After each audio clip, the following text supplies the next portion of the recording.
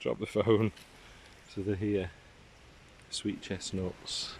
So the sweet chestnut tree must be this one we're under. Which to me, if I didn't know better, would have said it was an oak, because that looks oak. So how have these got here? And why are the sweet chestnut on the ground? Because I usually recognise a sweet chestnut. Or do these small trees here?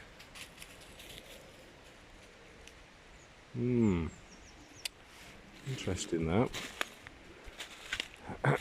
They found their way there somehow. I'm looking down, I don't see many more sweet chestnuts. So whether these smaller ones, and they've just produced a few nuts, but they're struggling within the canopy to survive, who knows?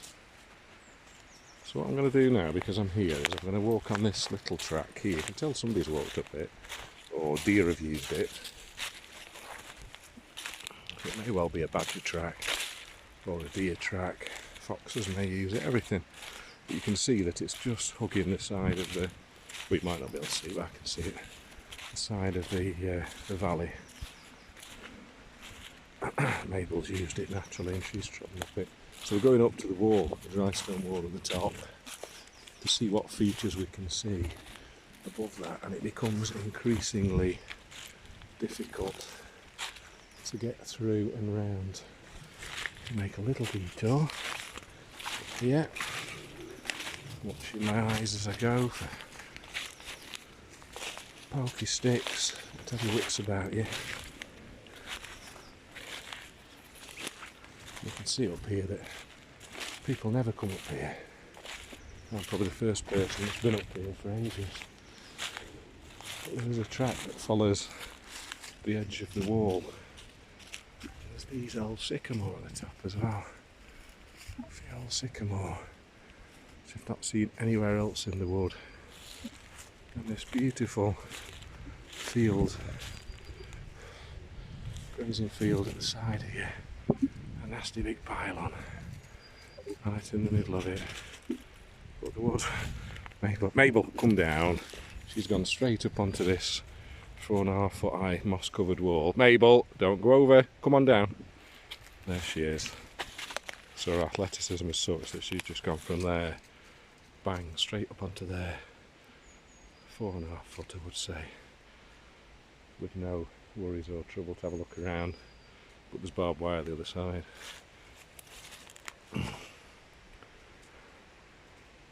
It's nice.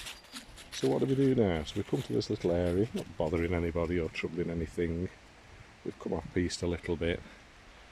I just wanted to discover what we got. So what I'm going to do is I'm going to follow the wall across back this way. So I know instinctively I'm going slightly away from home. Back this way.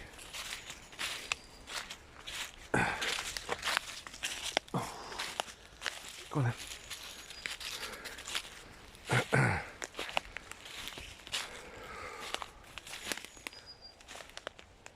Crunchy time. So I'm going to look for a route that drops us down. Come on then. Come on then.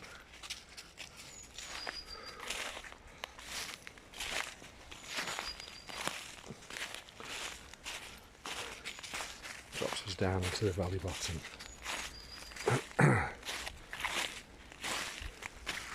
And I know I did this before a couple of years ago, but I didn't come along this far.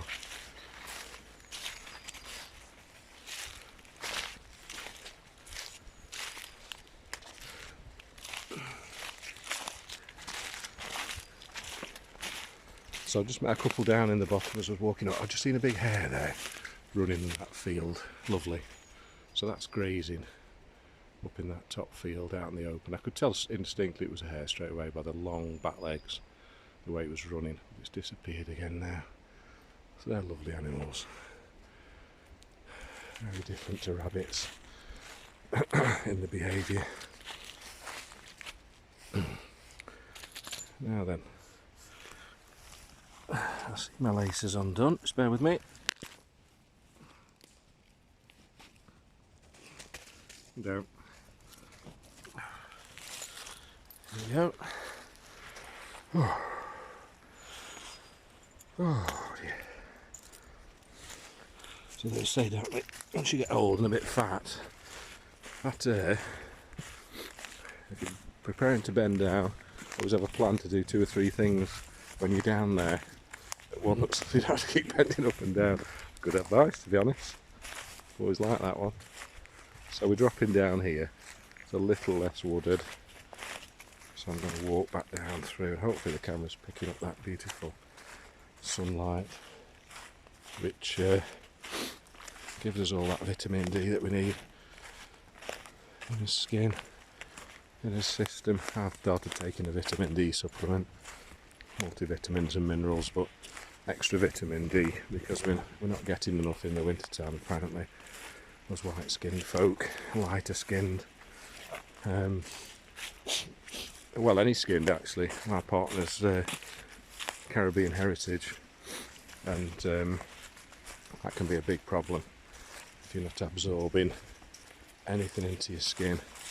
For people with a much darker skin in a less than well lit country like England in the winter, sunlight wise. So any issue, any of that nature. So vitamin D, I come from a health background, that's my background of work, so I've got some knowledge of these things.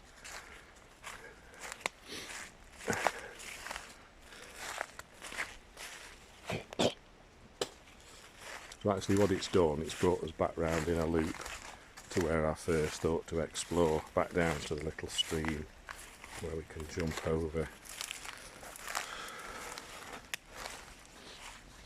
I just get a slight tinge of disappointment when I see, and I know it's been here a while, but there's a big plastic bucket chucked in the bottom here. I'm out in nature, I don't want to be involved in anything at all that's man-made other than the farming things, and that's probably been there a long time. Would I carry it out? Yeah, I think I'd pick up litter and things, but a big plastic bucket perhaps not today. Well, I've got a dog to look after, a puppy, but I would. I think it's a great thing to do, just pick up litter as you go. I'm obviously going to throw it. Not going over again, and Mabe has jumped it. No problem, no worries. Up we go. So we're going to work his way back to the mossy steps, actually further down. So that area up there, because there's no obvious signs of access through it, will be a wonderland for wildlife, because it won't get interfered with by humans. It'll be left to its own devices, just left well alone.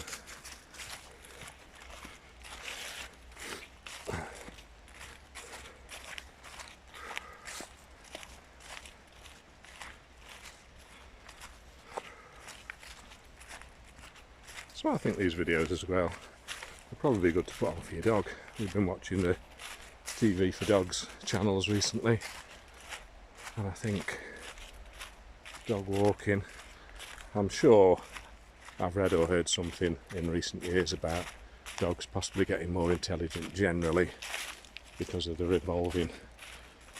They've evolved for so many thousands of years to be around humans, and our environment is very much around screens. So they're spending time looking at screens like we do, and interesting things on screen. So we put a TV for Dogs on the other day. It was just some ducks feeding by a river, and we put a camera trap up. Mabel, I see some sheep in the bottom, that's why I've stopped. So I'm going to take a different route today. I don't want to worry in sheep. Not that we're going to go across into the field. So somebody's actually put sheep in the field that I was admiring yesterday for its frost. It's cleared a little bit more today. It's full of sheep nibbling away. So I'm going to take this route today down through here and see where it takes us. Sorry, I've completely changed tack now because of change of thought. Yeah, TV for dogs. Yeah, so she just found it really interesting. Interestingly enough, she's not one of these dogs that seems to. She seems to recognise herself in mirrors. Or they'd say dogs aren't intelligent enough for that. It's only humans and the great apes that can do that. Well, sure. Recently, she's seen this a time or two when she was younger. She barked a couple of times. Other than that, she sees it, and I think she's getting some inkling that, you know, it's nothing to worry about. There's not another dog in the room. I see some dogs and I'll see or hear a dog on the TV and they're after it, they go wild, but no, she doesn't seem that bothered, so that's either some instinctual intelligence there. She doesn't seem scared either by it, so I don't know, it's an interesting one. Comments will be interesting to hear from people.